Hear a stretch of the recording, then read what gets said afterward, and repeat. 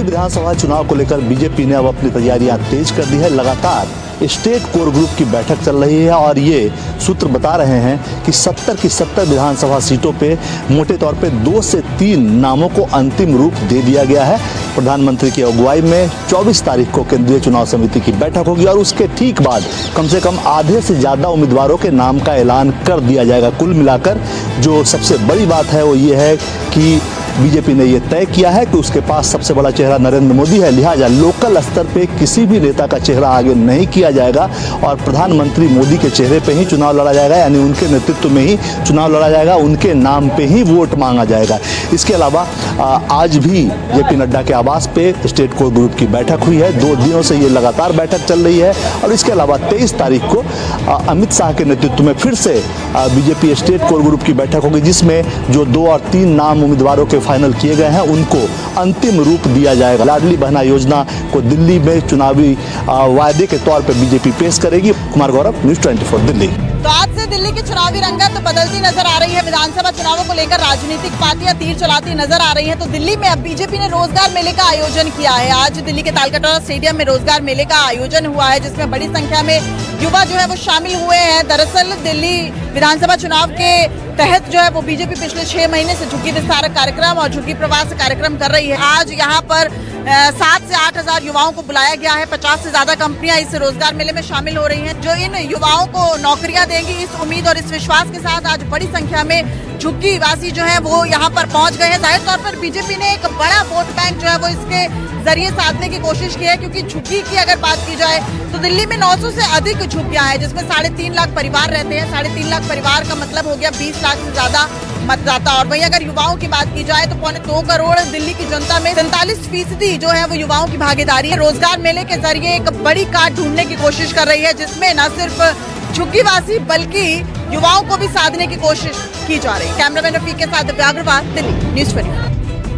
लोकसभा में विपक्ष के नेता राहुल गांधी आज महाराष्ट्र के दौरे पर हैं। राहुल गांधी परभनी हिंसा में मारे गए 2 अम्बेडकर अनुयायियों के परिवार वालों से मिल रहे हैं। दरअसल 10 दिसंबर को परभनी में उस समय हिंसा भड़क गई जब अम्बेडकर मूर्ति के सामने रखी संविधान की प्रतिकृति को किसी ने तोड़ दिया।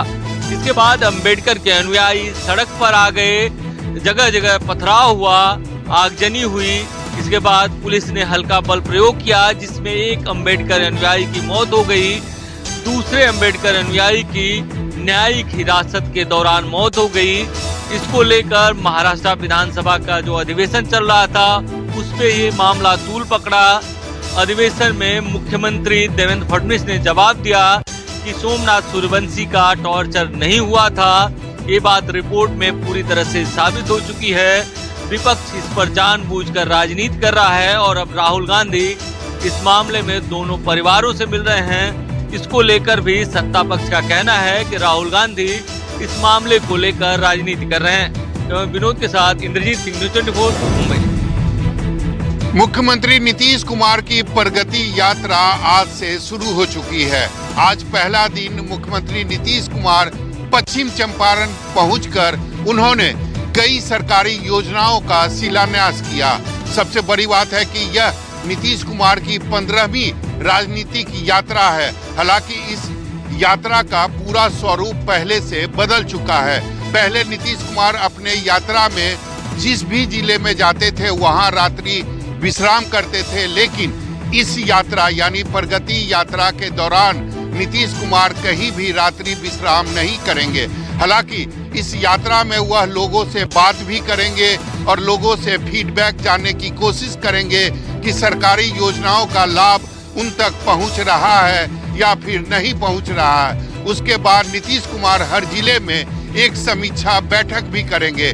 सबसे बड़ी बात है कि 6 दिनों तक चलने वाली इस यात्रा में नीतीश कुमार 6 जिलों का दौरा करेंगे। कैमरामैन ऋषि के साथ सौरभ कुमार, पटना, न्यूज़ 24।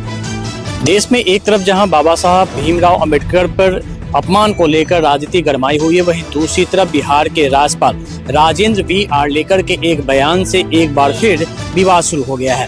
दरअसल बिहार के राज्यपाल राजेंद्र बी आर्लेकर ने गोवा में एक पुस्तक के विमोचन के दौरान कहा था कि अंग्रेज भारत छोड़कर सत्याग्रह आंदोलन के चलते नहीं गए थे, बल्कि वो यहाँ हथियारों को देखकर वो यहाँ से लौटे थे, क्योंकि उन्हें लग रहा था कि देश की आजादी के लिए यहाँ के लोगों में जज्बा बहुत ज्यादा, और यही वजह है कि वो भारत छोड़कर गए थे। राज्यपाल के इस बयान को लेकर जहां एक तरफ सियासत गर्म हो गई है, वह दूसरी तरफ सत्ताधारी जेडीयू जो एनडीए गठबंधन में भी है, उसने भी आपत्ति जताई है। जेडीयू प्रवक्ता ने कहा है कि ये महात्मा गांधी के खिलाफ बयान है और इस तरह का बयान एक राज्यपाल को नहीं देना चाहिए था। वहीं दूसरी तरफ इस मामले को लेकर विपक्षी पार्टियां भी एक साथ विरोध कर रही हैं। उन्होंने कहा कि एक तरफ जहां पे बाबा साहब भीमराव अंबेडकर के खिलाफ देश के गृह मंत्री अपमानजनक बात करते हैं, वहीं दूसरी तरफ अब महात्मा गांधी को भी टारगेट किया जा रहा है। कैमरामैन सनी के साथ अमिताभ ओझा, पटना न्यूज़ 24। संघ प्रमुख मोहन भागवत के हालिया दिए गए बयान पर तुलसी पीठाधीश्वर रामभद्राचार्य ने असहमति जताते हुए विरोध किया है। दरअसल हाल में संघ प्रमुख मोहन भागवत ने कहा था कि कुछ लोगों को ऐसा लगता है कि वो कुछ मुद्दों को उठाकर हिंदुओं का नेता बन सकते हैं, जो कि बिल्कुल भी स्वीकार्य नहीं होगा। उनके इस बयान के बाद काफी सियासत भी देखने को मिली। अब मोहन भागवत के बयान को लेकर तुलसी पीठाधीश्वर रामभद्राचार्य ने कहा है कि वो मोहन भागवत के बयान से बिल्कुल भी सहमत नहीं है, क्योंकि वो हमारे अनुशासक नहीं है, बल्कि हम उनके अनुशासक हैं। अब मोहन भागवत और तुलसी पीठाधीश्वर रामभद्राचार्य के बयान सामने आने के बाद इस मुद्दे पर सियासत और तेज हो गई है। यही नहीं, मोहन भागवत के इस बयान पर स्वामी अविमुक्तेश्वरानंद सरस्वती ने भी कहा है कि मोहन भागवत अपनी राजनीतिक सुविधा के हिसाब से ही बयान देते हैं। कैमरा पर्सन मिंटू सिंह के साथ अशोक तिवारी, लखनऊ, न्यूज़ 24।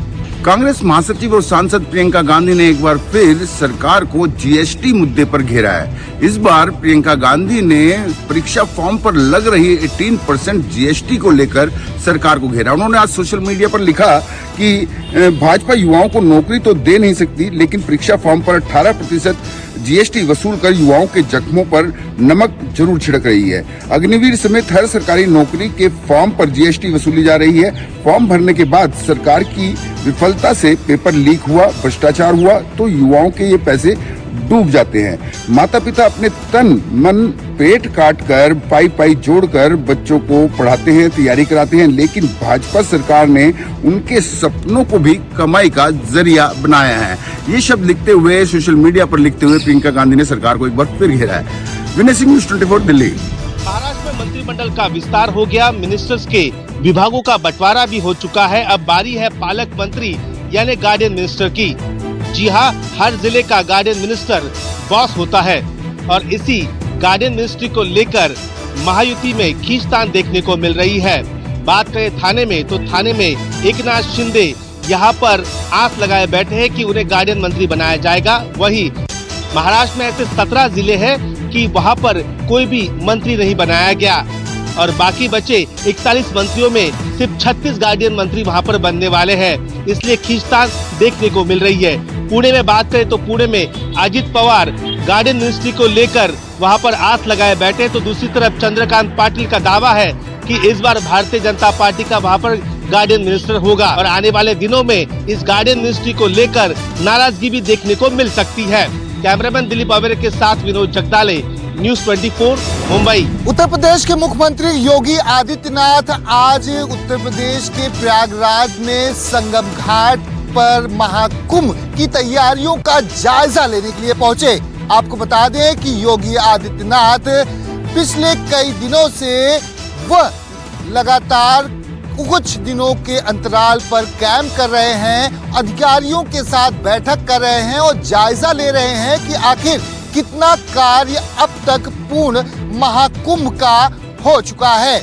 आपको बता दें कि महाकुंभ में कुल 13 अखाड़े हैं और 13 को 13 अखाड़े सभी महाकुंभ में पहुंच चुके हैं। कईयों का तो ध्वजा स्थापना भी हो चुका है और कईयों की जो राजसी सवारी है वो भी निकाली जा चुकी है।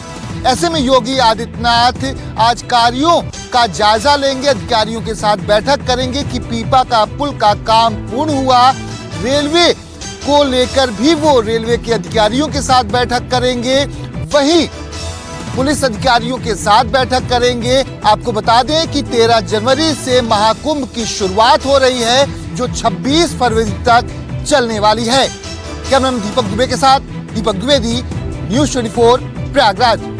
आरटीओ के पूर्व कांस्टेबल के मामले में रोज नए खुलासे हो रहे हैं। इनकम टैक्स डिपार्टमेंट और लोकायुक्त को अब जांच में नई दिशा भी इन खुलासों को लेकर मिल रही है। आपको बता दें कि एक सीसीटीवी सामने आया है 15 दिसंबर का और 14 दिसंबर का, इससे पहले 11 दिसंबर का, जिसमें जिस जगह लोकायुक्त की टीम ने छापा मारा था उसी जगह से एक कथित तौर पर एक इनोवा कार निकलती हुई नजर आ रही है और जो कि 19 दिसंबर को छापामार कार्रवाई की गई थी। आपको बता दें कि लोकायुक्त ने अरोरा कॉलोनी के मकान नंबर E7/657 पर छापा मारकर 234 किलो चांदी और 1 करोड़ रुपए 72 लाख का कैश और करीब 30 लाख से ज्यादा का सामान जब्त किया था।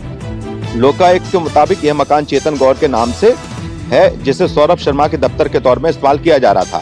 जो वीडियो कब का है ये पता नहीं, लेकिन इस तरह की अब इस पूरे मामले में जांच तेजी से की जा रही है। वहीं दूसरी तरफ कांग्रेस जो है इस पूरे मामले में बड़ी जांच एजेंसी का लेकर आवेदन की बात भी कर रही है, जो कि प्रधानमंत्री को देने की बात कर रही है। कुछ दस्तावेज भी हैं और तमाम तरह की कार्रवाई जो मध्य प्रदेश में बीते 3 दिन में हुई है, चाहे वो इनकम टैक्स की हो या लोकायुक्त की, इस पूरी कार्रवाई को लेकर वो अब बड़े जो है लोगों को, बड़े जो कारोबारी हैं या फिर बड़े नेताओं तक का जिक्र कांग्रेस की तरफ से इस तरह के आरोप लगाए जा रहे हैं। कैमरा पर्सन कमलेश व्यास के साथ विपिन श्रीवास्तव, न्यूज़ 24 भोपाल। कोलकाता का पार्क स्ट्रीट नाम लेते ही लोगों के जहन में बड़ा दिन यानी 25 दिसंबर क्रिसमस का याद आ जाता है। यानी क्रिसमस बड़े धूमधाम से पार्क स्ट्रीट में मनाया जाता है। पूरी तरह से देखें कि समय हम मौजूद हैं कोलकाता का जो पार्क स्ट्रीट इलाका है और यहाँ पर क्रिसमस की तैयारियां किस तरह से की गई है। सेंटा क्रूज को जिस तरह से लगाया गया है, थीम बनाए गए हैं, पूरी लाइटिंग की जो साज सज्जा है चारों तरफ इस तरह का है कि लगता है कि पूरा पार्क स्ट्रीट दुल्हन की तरह सज गया है। और मुख्यमंत्री ममता बनर्जी ने यहाँ का उद्घाटन किया। यानी 10 दिन तक ऐसा कार्यक्रम चलता है, लोग यहाँ पे पहुंचते हैं और यहाँ पे घूमते हैं। कोलकाता का पार्क स्ट्रीट इसी के लिए जाना जाता है। 25 दिसंबर बड़ा दिन और 31 दिसंबर की जो रात है, नए वर्ष का लोग यहाँ पे एंजॉय करते हैं, सेलिब्रेशन करते हैं। और किस तरह से देखिए जो सेंटा क्रूज उसको बनाया गया है, चर्च को पूरी तरह से सजाया गया है और यहाँ पे मदर टेरेसा का जो मूर्ति है उसको किसी तरह से यहाँ पे देखिए लगाया गया है और किस तरह से सजाया गया है, वाकई अंदाजा लगता है लोग पार्क स्ट्रीट पहुंचते हैं। यानी विक्टोरिया के पास से चलना शुरू हो जाता है, लोगों का तांता लगा रहता है और पूरे 10 दिन तक लोग यहाँ पहुंचते हैं, लाइटिंग का एंजॉय करते हैं। और क्रिसमस के लिए पार्क स्ट्रीट जो कि पूरे पश्चिम बंगाल में जाना जाता है, पूरे पश्चिम बंगाल ही नहीं देश और विदेशों से लोग यहाँ पहुंचते हैं और क्रिसमस का आनंद उठा रहे हैं। कैमरामैन पंकज के साथ मनोज पांडे, न्यूज़ 24 कोलकाता। जम्मू कश्मीर में आरक्षण की पॉलिसी को लेकर छात्रों का विरोध प्रदर्शन उग्र होता जा रहा है। छात्रों को यहाँ पर नेताओं का भी बल मिला है और नेशनल कॉन्फ्रेंस के ही मेंबर पार्लियामेंट श्रीनगर गुलाम मेहंदी ने आज यहाँ मुख्यमंत्री उमर अब्दुल्ला के निवास के बाहर इस रिजर्वेशन पॉलिसी के खिलाफ धरना प्रदर्शन की कॉल दी थी। और इस प्रदर्शन को न केवल अपोजिशन पीडीपी का समर्थन मिला, पीडीपी नेता इल्तिजा मुफ्ती और पीडीपी विधायक वहीद पर्रा इस प्रदर्शन में शामिल हुए, बल्कि साथ ही साथ जो हुर्रियत नेता मीरवाइज उमर फारूक है उनका भी इस प्रदर्शन को यहाँ पर बल मिला है। उनके लोग भी इस प्रदर्शन में शामिल हुए। मीरवाइज ने कहा कि अगर उन्हें अनुमति दी जाती है तो वो खुद इस प्रदर्शन में शामिल होंगे। मुख्यमंत्री उमर अब्दुल्ला ने कल ही इसको लेकर अपना बयान जारी करते हुए कहा था कि वो किसी के साथ भी नाइंसाफी नहीं होने देंगे। और अब क्योंकि पिछले करीब 1 घंटे से ज्यादा समय से छात्रों और ये सभी नेता यहाँ पर धरना प्रदर्शन कर रहे हैं, इसके चलते अब मुख्यमंत्री निवास की तरफ से उन्हें अंदर बुलाया जा रहा है और 5 लोग छात्रों की तरफ से नेता और उनके जो यहाँ पर रिप्रेजेंटेटिव है वो मुख्यमंत्री से इस मुद्दे को लेकर अब मुलाकात भी करेंगे। कैमरामैन रशीद के साथ आसिफ श्रीनगर। महाराष्ट्र के पुणे में एक दिल दहलाने वाला हादसा हो गया। सड़क पर सो रहे 9 लोगों को डंपर ट्रक ने कुचल दिया। इस हादसे में 3 लोगों की मौत हो गई जबकि 6 लोग गंभीर रूप से घायल हो गए। हादसा रविवार की रात को हुआ। मृतकों में 2 बच्चे भी शामिल हैं। इनमें से एक की उम्र 1 साल तो दूसरे की उम्र 2 साल थी। एक्सीडेंट वागोली के केसनन फाटा इलाके में हुआ। फुटपाथ पर करीब 12 मजदूर सो रहे थे। चश्मदीदों ने बताया कि डंपर तेज रफ्तार में था, वहां सो रहे लोगों को कुचलते हुए आगे बढ़ गया। इसके बाद घायल मजदूर चिल्लाने लगे। घायलों को अस्पताल पहुंचाया गया और मौके पर पुलिस पहुंची। पुलिस की जांच में पता चला है कि सभी मजदूर अमरावती के रहने वाले थे, पुणे काम के सिलसिले में आए हुए थे और काम के बाद वापस लौटने वाले थे। डंपर चलाने वाला ड्राइवर नशे में था। ड्राइवर पर गैर इरादतन हत्या का केस दर्ज कर उसे गिरफ्तार कर लिया गया है। इस हादसे के बाद एक बार फिर से सड़क सुरक्षा को लेकर सवाल खड़े हो रहे हैं। क्योंकि इस तरीके के हादसे में पहले भी कई बार कई लोगों की जान जा चुकी है। कैमरा पर्सन संजय यादव के साथ अंकुश जायसवाल, न्यूज़ 24 मुंबई।